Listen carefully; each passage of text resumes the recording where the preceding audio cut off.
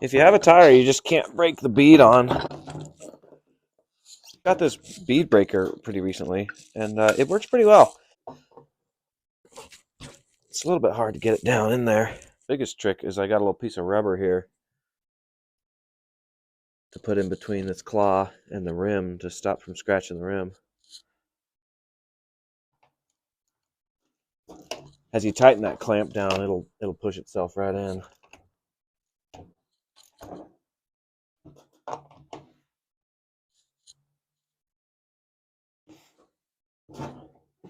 Then tighten that little foot down and it pushes the bead right off.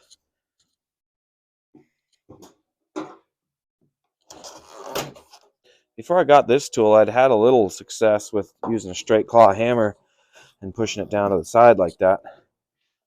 But it scratches up the inside of the rim pretty well. I wouldn't use it on tubeless wheels for sure. If you have the money to buy the bead breaker like this, I highly recommend it.